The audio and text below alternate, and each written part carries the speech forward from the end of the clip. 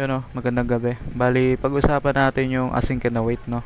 Pero bago tayo tumuloy doon, papakita ko muna o babalikan muna natin tong fetch o yung promise base ng asynchronous.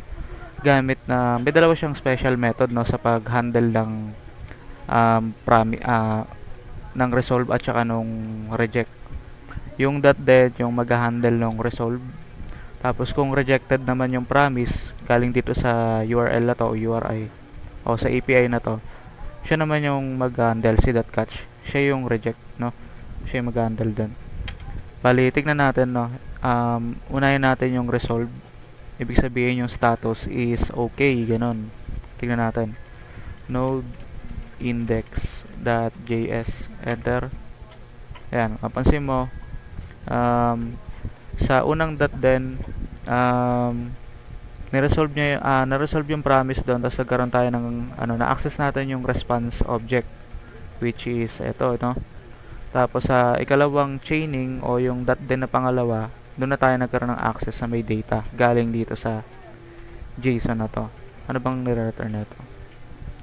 Ayan, pansin mo nga, promise. Tapos ngayon, meron tayo ditong message, ito yon, at saka yung data. Dalawa lang binalik ko kasi masyadong madami yan, no? Ngayon, nakita na natin yung .then. Pakita naman natin yung, tignan naman natin yung .catch, yung pag-handle nung reject. So, meron tayo ritong API na nakita ko lang sa Chrome, sa Google. Magre-return to ng status sa 500. So, dapat ang mag-handle nun si .catch. Testing natin. Arrow up key, enter. Yan, mapansin mo, error found. Ito. Tapos ito ulit, error found. Ayan. So, tingnan naman natin yung yung asynchronous. Asynchronous ulit. Async and await. Comment ko muna to. Gawa tayo rito ng arrow function na pangalan get users. Ilagay natin sa async kasi yung await, hindi gagana yan hanggat hindi nakapaloob sa async na function. So, lalagay natin dito, async. Lagay tayo rito ng response. Cons response sa variable equals await. Fetch pa din yung gagamitin natin. So, kukunin natin to.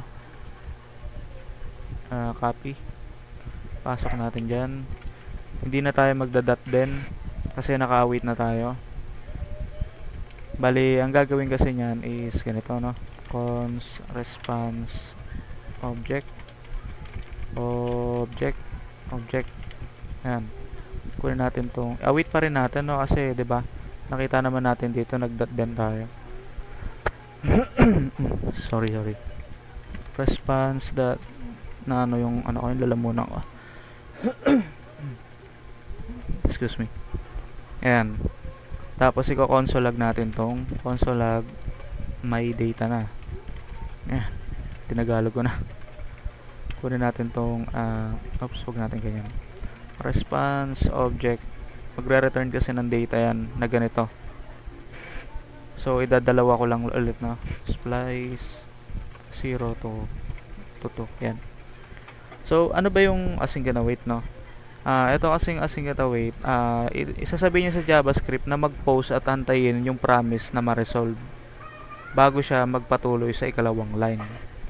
Ganun yung mangyayari doon. Kumbaga, await mo na to. Parang ang way niya, synchronous manner way, 'di ba? Sa synchronous manner ibablock niya yung nasa baba, kailangan matapos mo na yung nasa taas bago mag-proceed sa ilalim.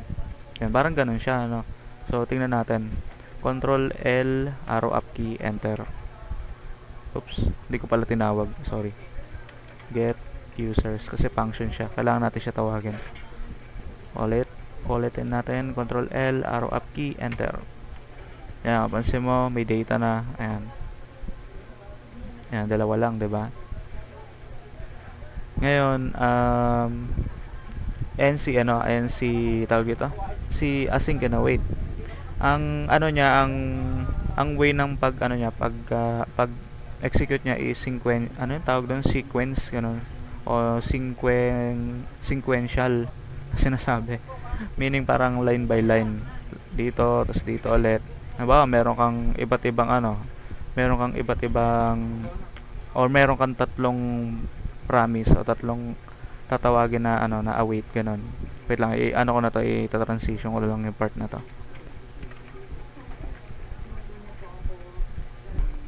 So yun no, ito yung karugtong nung sinasabi ko, yung sequential na sinasabi, yung line by line din na behavior.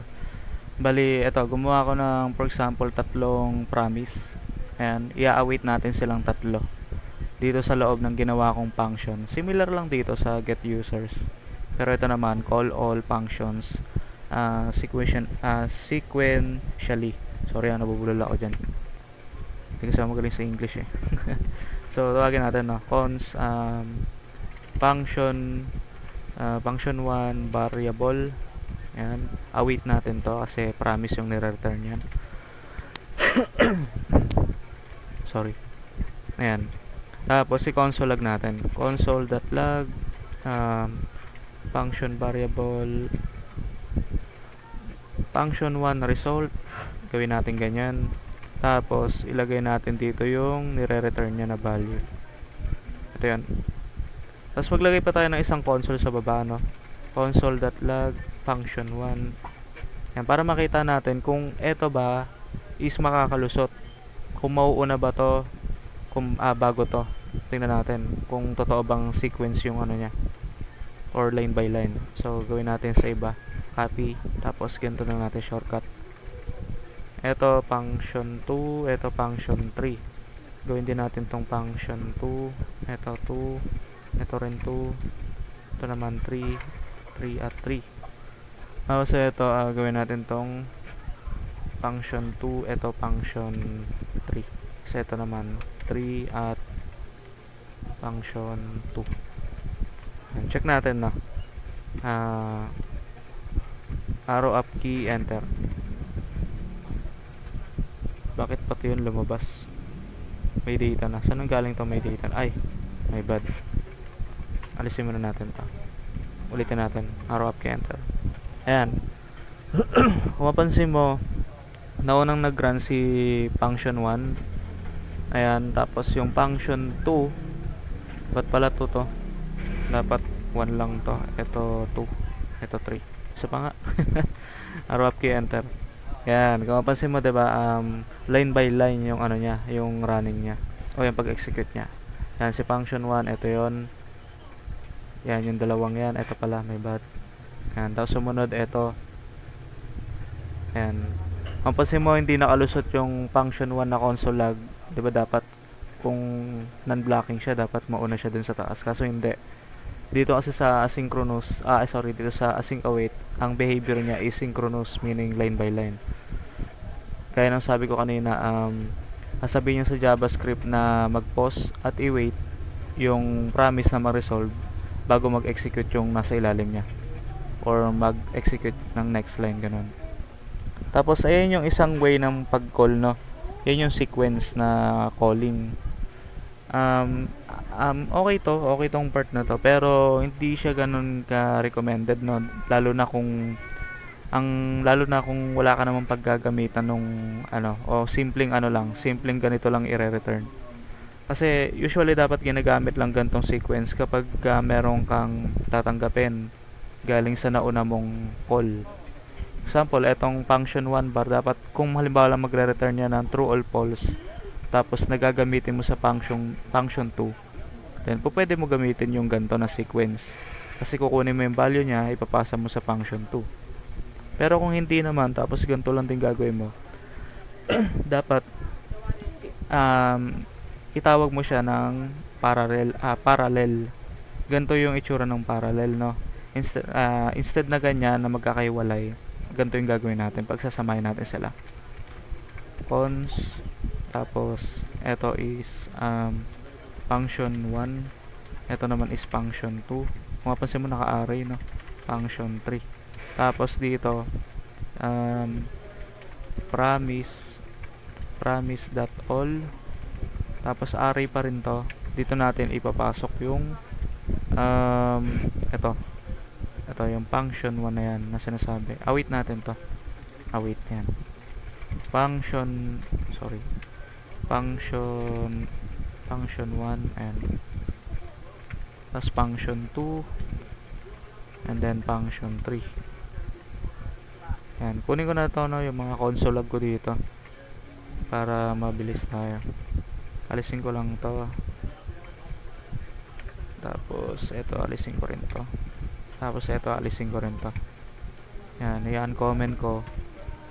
Tapos, ang kukunin natin, ito si function 1. Ayan, ito naman function 2. Ito naman function 3.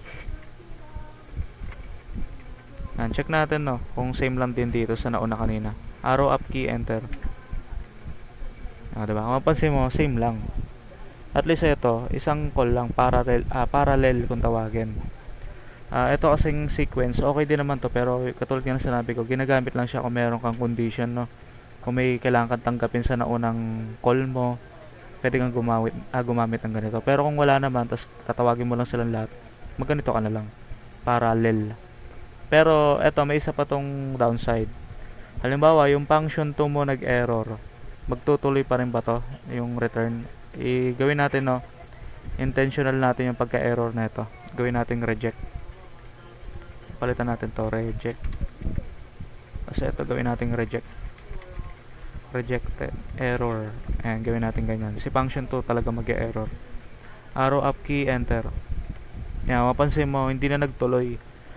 Nung nag-error yung isa, in-error niya na lahat. Kumbaga, hindi naman in-error lahat. Parang hindi niya na pinagpatuloy na mag-execute pa yung isa, tsaka yung ikatlo. Dito pa lang nung nag-error na, in-abort niya na kagad, or yun nga, in-error niya na yung buong function. Yan, mapansin mo, ayun yung problema. Pero kung gagamitin mo all settled, eto, all settled, magtutuloy yan, regardless kung error tong isa or hindi. Testingin natin, arrow up key, enter. Yan, kung mapansin mo, yung function 1 nagtuloy, pero yung function 2 sinabi rejected, which is error nga. Yung function 3 nag-fulfilled, ayun, nagtuloy pa rin. Ayun, nakita mo yung function 3, di ba? Tapos hindi ko pala na idagdag ko lang to, isingit ko na lang. Kasi kanina, mapansin mo, may handle tayo ng catch dito para sa reject. Alisin ko na tong itong part na to. Alisin ko lang to siguro. Yan, para hindi mag-function. Balik tayo rito sa kanina. Hindi ko nabanggit to kanina, sorry. Dito, balikan natin to. Kung mapansin mo, ito yung .then, ito yung nag-handle ng resolve na sa promise. Pagka rejected naman, si .catch yung sumasalo, diba? Paano itong get users? Wala tayo ritong error handling. Nakalimutan ko to idagdag kanina. Bali, kung gusto mo masalo yung error nito, gagamit ka ng normal na try catch block. Try catch, ayan o. Bali, ganito yan. Try, tapos curly braces, then catch, tapos parenthesis, tapos curly braces ulit. Ngayon, sa try, dyan mo ipapasok yung buong logic mo sa loob niyan. Tapos dito, error. Lagyan natin to ng error. Similar lang to sa dito. Ayan, mapansin mo parang kamukha lang na ito. Ayan. Saan yan? Ito. Yan. Dito sa try, lahat ng execute mo, or for example, yung API calls mo, dito muna magdadaan. Ngayon, kung sakaling mag-fail to, etong API call mo, sasaluhin ni catch block. Kaya dito tayo maglalagay console.log, may error sa catch, may error at na-catch. Ayan, at na-catch. Halimbawa lang to, syempre di ganyan yung pag-handle talaga yan. So lagay natin dito error. Ayan, ulitin natin si get users, isadyain natin siyang magka-error talaga. Ayan. Ito gamitin natin, ha. Ayan. Tapos arrow up key, enter. Ayan, mapansin mo may error at na-catch. Ayan, ganyan mag-handle ng error sa ganitong klase ng tawag dito ng way, ng async await. Ayan, ganyan. Gagamit ka ng try catch. So, bali, alin sa dalawa yung gagamitin mo? Ito bang fetch? Kasi non-blocking. Ito non-blocking pa rin naman to. Nakadepende lang kung paano yung gagawin mo. Bali, kung mapansin mo kasi, ito, nagagamit pa rin to sa real world scenario. May mga iba kasing project din na ganito pa rin yung ginagawa nila.